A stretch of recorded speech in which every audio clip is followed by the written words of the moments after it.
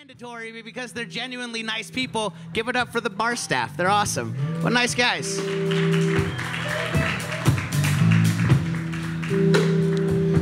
So this next dude coming to the stage, I'm a big fan. I spelled his name wrong on the flyer. That was my fault. I'm sorry, Marcelo. But the band is awesome. Some would say he's too handsome for comedy, but if you shut your eyes, there is a hilarious, ugly dude deep down in there. Ladies and gentlemen, give it up for Marcelo Maldonado.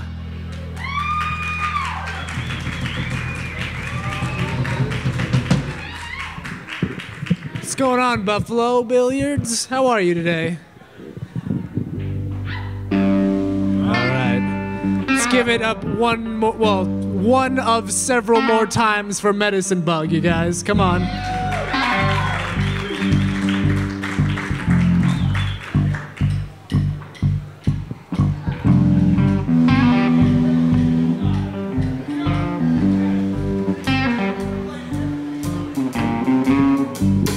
I was walking around the other day, came around the corner, saw these two men fighting.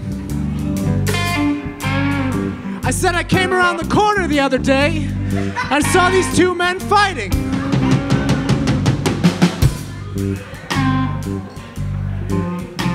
There's a black man and a white man. And the white man turns around and yells at the black man, "I'm not a racist.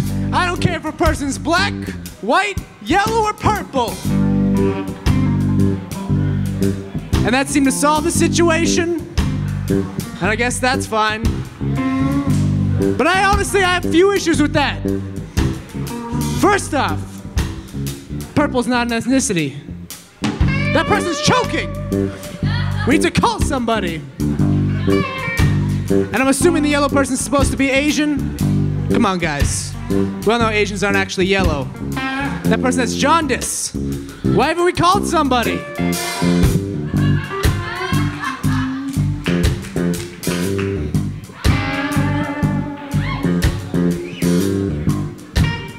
I like to get stoned. I only really do 2 drugs though, you guys. Did shrooms one time, and I lived my life in a fog of weed smoke. But you know, one day I'm gonna have to die. Not unlike yourselves.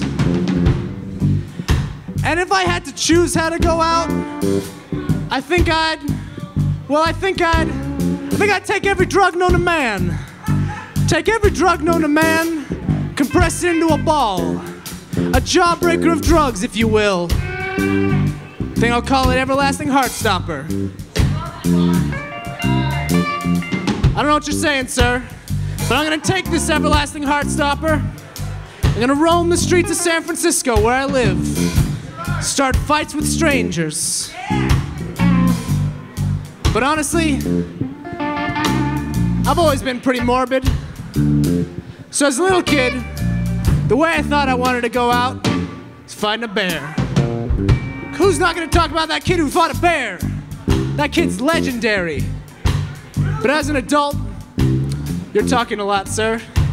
This is where I jam out to blues and tell jokes.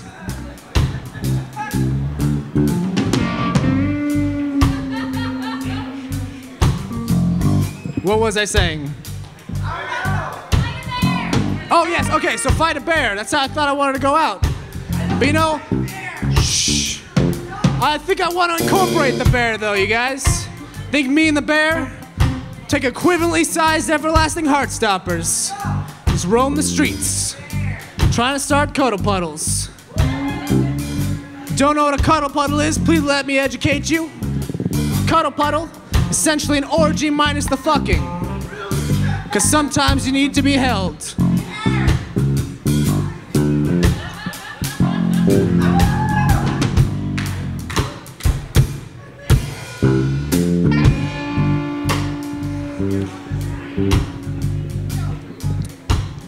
I read a lot of comic books, watch a lot of action movies.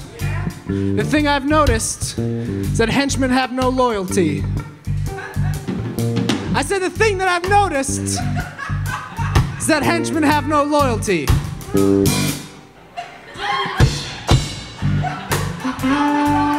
Please let me explain.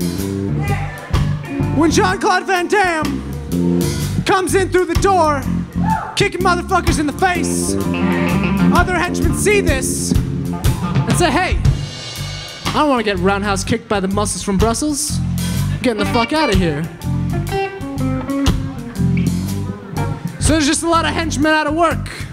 Villains don't really rehire too often. So there's just a bar, probably not unlike this one, where these henchmen hang out. These henchmen exchanging war stories. Oh man, I worked for Calendar Man the other day. I said I worked for Calendar Man the other day. Flash came in, fucked it all up. Oh man, that really sucks. That really sucks. You know what? You know who you want to work for? You want to work for the Riddler. 'Cause he's got brains. If anything, you're gonna get a cool sweater out of it. No. You're both wrong. I've been in this for a while. Feel like I know the ins and outs. You guys want to work for Lex Luthor? That's a union job.